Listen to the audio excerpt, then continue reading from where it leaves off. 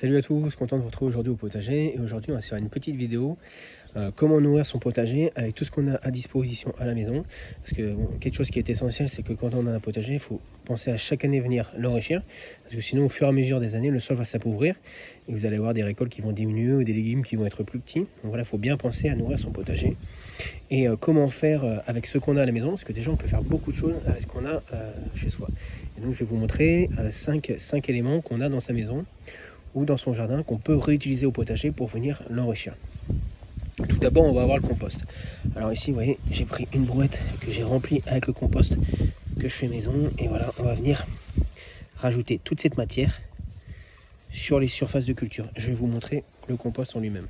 Alors en premier, facile à faire, accessible à tout le monde, c'est avoir son compost dans son jardin. Alors on trouve un petit coin proche du potager dans lequel on va venir mettre tous ces déchets du jardin. Donc ici par exemple, je vais mettre une partie des feuilles mortes. On va retrouver les vieux plants de tomates. On va retrouver aussi mon fumier de poule que je mets ici au fur et à mesure de l'année. Il y a également des surplus de paille, des surplus de tonte de pelouse. Voilà, quand j'utilise pas la tonte pour pailler le jardin, je la mets dans le compost. On a également les épluchures de légumes, des petits branchages, voilà, plein de choses qu'on peut avoir dans le jardin.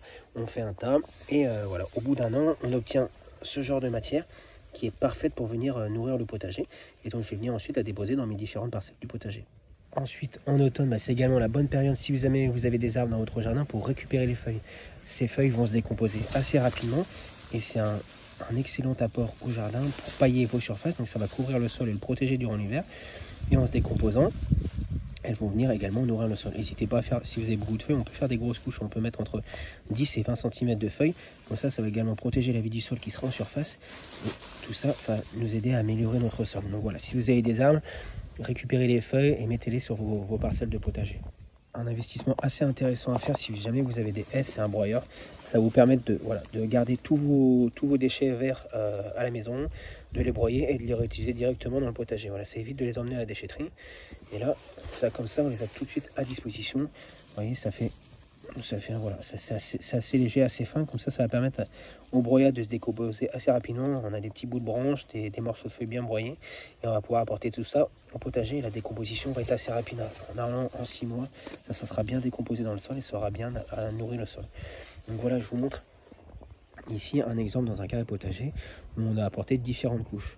Petit dernier élément qu'on peut également apporter, si jamais vous avez une cheminée, voilà, de la cendre de bois, ne pas hésiter. Alors la cendre de bois, on va y aller avec modération. Voilà, vous pouvez mettre, n'hésitez pas à mettre 1 à 2 poignées par mètre carré, mais pas plus. Voilà, on ne fait pas des tas épais, voilà, mais on peut mettre 1 à 2 poignées par mètre carré.